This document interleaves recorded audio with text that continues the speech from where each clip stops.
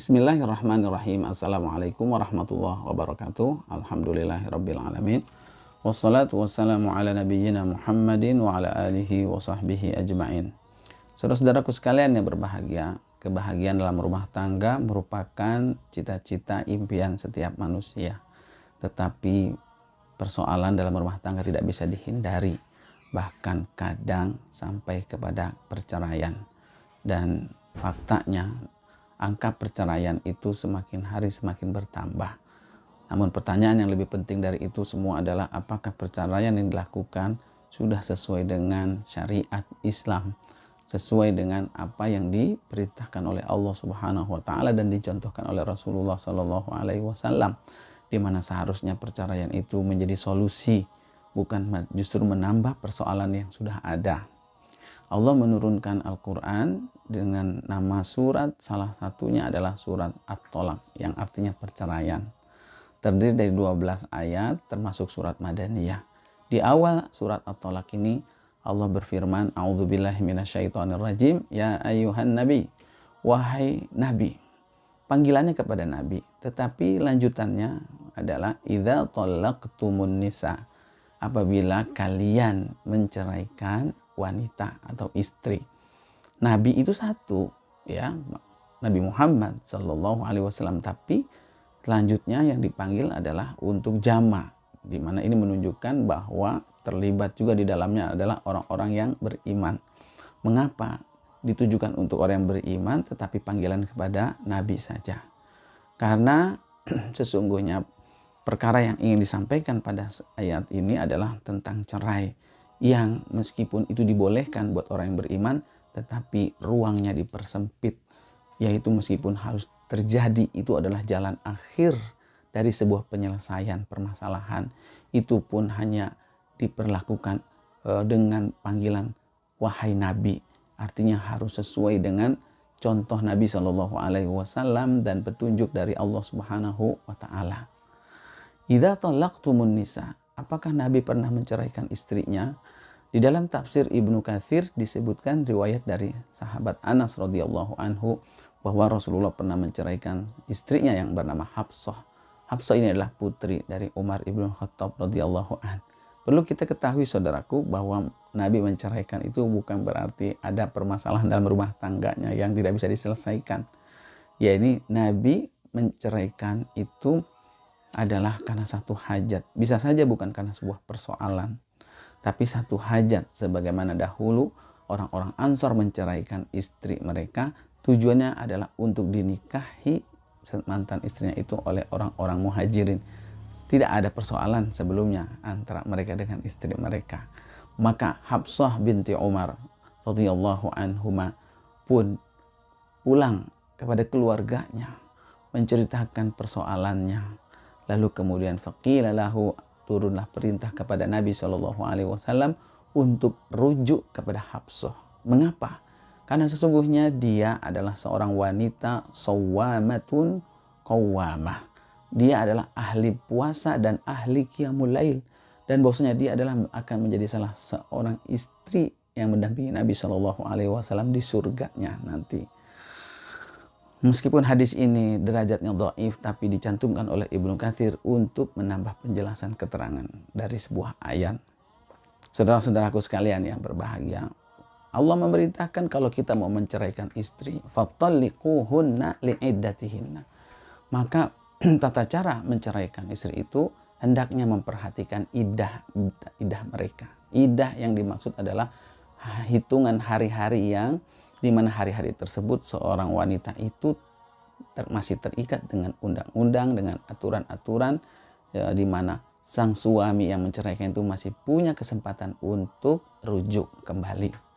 Nah, sang suami pun masih punya kewajiban untuk memberikan nafkah, tempat tinggal. Nah, masa-masa itulah disebut dengan iddah. Kata Allah, ceraikanlah wanita-wanita itu dengan memperhatikan iddah mereka. Adalah yang terjadi di masyarakat, seorang itu menceraikan istrinya karena tidak tahu ilmunya.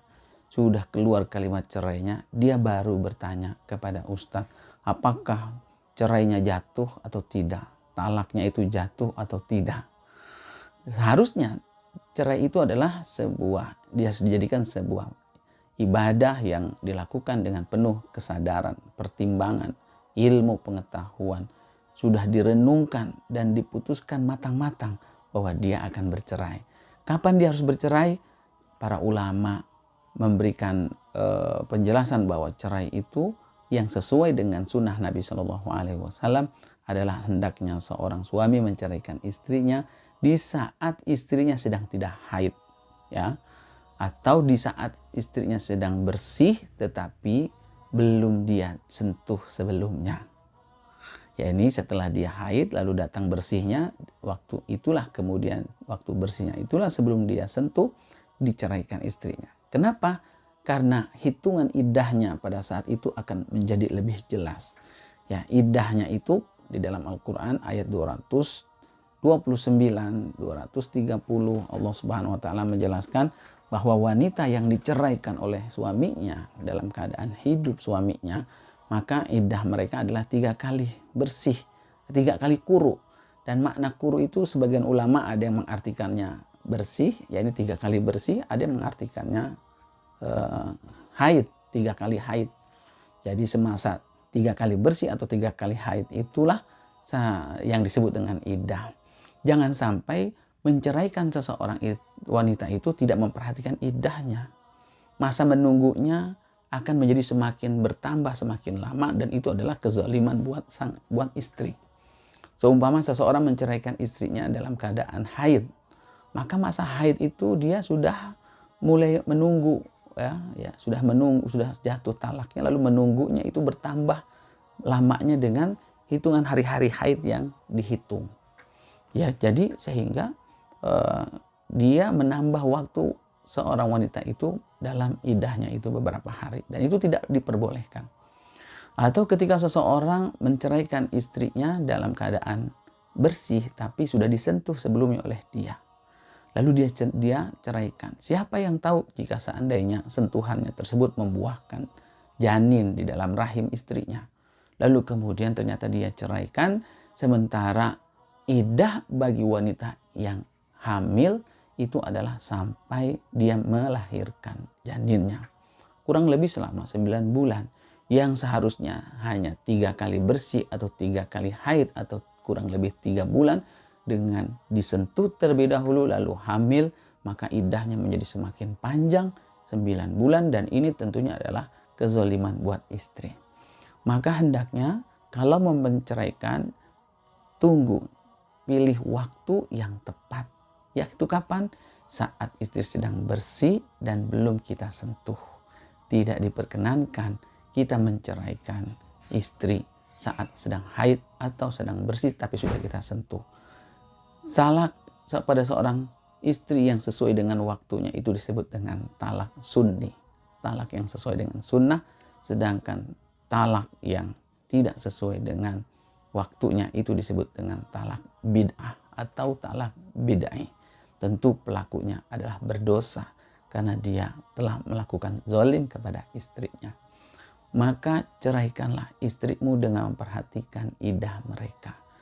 Artinya pesannya ketika kita sedang dikecewakan oleh istri, ada permasalahan dalam rumah tangga, ada penyebabnya, jangan segera kita menceraikan istri kita. Jangan terburu-buru, tetapi pilihlah waktu yang pas, ya, mana sesuai dengan yang diperintahkan oleh Allah Subhanahu wa taala, fatalliquhunna liiddatihinna. Kemudian Allah Subhanahu wa taala melanjutkan wa ahsul iddah, dan hitunglah iddah tersebut. Jika perceraian itu memang sudah terjadi, maka hitunglah iddahnya. Apa fungsinya kita menghitung iddah? Fungsinya adalah agar yang pertama, agar kita tidak kebablasan, ya, kehilangan waktu, kesempatan di mana suami itu boleh rujuk. Kalau dia tidak menghitungnya, tiba-tiba waktunya sudah habis, sementara dia sudah tidak bisa lagi rujuk kecuali dengan nikah lagi yang baru. Adalah sebuah kerugian. Ya, hitunglah hitungan iddah tersebut karena ini terkait dengan hak yang masih diterima oleh istri, yaitu berupa tempat tinggal dan nafkah. Kapan suami harus masih tetap memberikan nafkah dan tempat tinggal? hingga batas waktunya itu terkait dengan menghitung iddah. Begitu juga dengan sang istri, kapan dia boleh nikah lagi dengan laki-laki lain, atau sang suami kapan dia boleh menikah lagi, itu pun terkait dengan hitungan iddah tersebut. Yaitu jika seandainya sudah habis iddahnya dihitung dan ternyata habis, maka sang suami sudah boleh untuk menikahi adik atau kakak istrinya yang sudah dia cerai dan sudah habis masa iddahnya. Nah, sementara kalau masih berlaku masa iddahnya, masih belum diperbolehkan. Terikat dengan larangan seorang menikahi wanita, adik dan kakak dalam satu waktu, dalam sekaligus, ya. Atau juga dia mau menikah lagi kapan untuk yang keempat, ya. Kalau dia sudah punya istri 4, maka dia tidak boleh menikah lagi. Ketika istri salah satunya itu diceraikan, dia harus menghitung iddahnya. Ketika iddahnya sudah selesai, dia boleh lagi menikah satu lagi untuk yang keempat. Maka di sini penting untuk menghitung iddah. Dan perlu kita garis bawahi, kenapa harus sesuai dengan iddah? Ini adalah ujian bagi orang yang mau menceraikan istrinya, bahwasanya dia menceraikannya benar-benar wattaqullah, atas dasar bertakwa kepada Allah. Bukan karena emosi sesaat, bukan juga karena dia sedang benci dalam keadaan sang istri itu sedang dalam keadaan haid. Karena kondisi haid itu adalah salah satu kondisi di mana suami itu tidak suka dekat dengan istri. Nah, jangan sampai cerai itu dilatar belakangi karena ketidaksukaan dia dengan kondisi istri yang sedang haid. Maka dia diperintahkan untuk menunggu waktu bersih, dan kalau sudah datang waktu bersih, tidak boleh dia sentuh terlebih dahulu. Dia kalau mau mengambil keputusan untuk haid, bahwa keputusannya itu adalah wattaqullaha rabbakum, yaitu atas dasar takwa kepada Allah Tuhan kamu. La tukhrijuhunna min buyutihinna, jangan engkau keluarkan, suruh keluar istri yang sudah diceraikan itu dari rumah-rumah kamu, ya, rumah-rumah suami, tapi Allah menggambarkannya dengan buyutihinna, rumah mereka, karena mereka masih punya hak atas rumah tersebut untuk diberikan nafkah. Maka salah satu hukum dalam perceraian yang perlu diperhatikan adalah wanita yang sudah diceraikan dan masih dalam masa iddahnya, dia masih berhak untuk tinggal di rumah, tempat tinggal dia sebelumnya. Banyak yang terjadi adalah ketika seorang istri diceraikan, saat itu juga dia pulangkan, dia kembalikan ke rumah orang tuanya. Biarkan dia dulu tinggal di tempat di mana dia tinggal sebelumnya.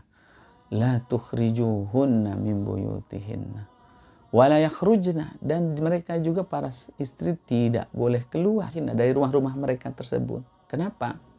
Ini adalah untuk menjaga kehormatan istri tersebut. Meskipun statusnya sudah diceraikan, tetapi harus dipastikan dia tidak boleh keluar, untuk dipastikan dia tidak berhubungan dengan laki-laki manapun. Karena salah satu misinya dari iddah ini adalah untuk mengetahui kebersihan rahimnya.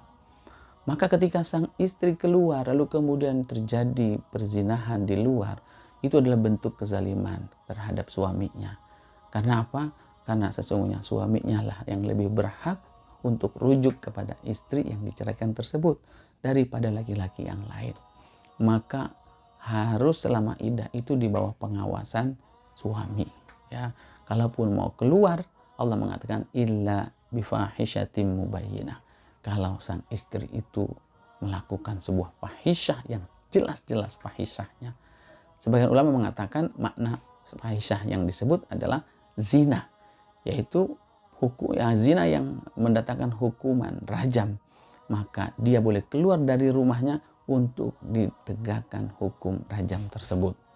Atau sebagian ulama lainnya mengatakan fahisyah yang dimaksud adalah ketika dia tinggal di rumahnya itu mendatangkan madorot yang lebih besar, maka dia boleh keluar dari rumah sebelumnya. Seperti jika seandainya dia tetap tinggal di rumahnya, sang istri sering bertentangan dengan mertuanya, dengan orang tua suaminya, dengan keluarga suaminya, maka jika madorotnya lebih besar, baru dia diperbolehkan keluar dari rumah tersebut. Wala yakhrujna illa bifahisyatin mubayyinah. Allah menegaskan tilka hududullah. Itulah aturan-aturan, syariat-syariat, batasan-batasan yang Allah jelaskan. Jangan dilanggar. Wa may yata'adda hududallah barang siapa yang melanggar hukum-hukum itu semua, faqad zalama nafsah, maka sungguh dia telah menzolimi dirinya sendiri. Allah menyebutnya dia telah berbuat zalim. Zalim bisa jadi zalim kepada istrinya, bisa jadi zalim juga kepada dirinya. Dan Allah mengatakan, la tadri la'allallaha yuhditsu ba'da dzalika amra. Kenapa ditetapkannya ada syariat iddah, ya, menanti dan lain sebagainya diatur dalam hukum perceraian ini? Karena kamu tidak pernah tahu, kata Allah, ya, apa yang akan terjadi setelah perceraian itu. La'allallaha yuhditsu ba'da dzalika amra. Bisa saja Allah mendatangkan perkara yang lain yang awalnya kita benci, lalu kemudian di masa-masa kita menunggu iddah tersebut berubah menjadi cinta. Yang tadinya ingin menceraikan kemudian berubah menjadi rujuk, dan seterusnya dan seterusnya. Hukum ini ditetapkan dengan bijak oleh Allah Subhanahu wa taala. Mudah-mudahan kita bisa menjaga rumah tangga kita sakinah, mawaddah, warahmah, dan menghindari perceraian, kecuali kalaupun harus ada perceraian, ya, di luar keluarga kita, di luar sana, kita harus pastikan perceraian itu terjadi sesuai dengan aturan. Wassalamualaikum warahmatullahi wabarakatuh.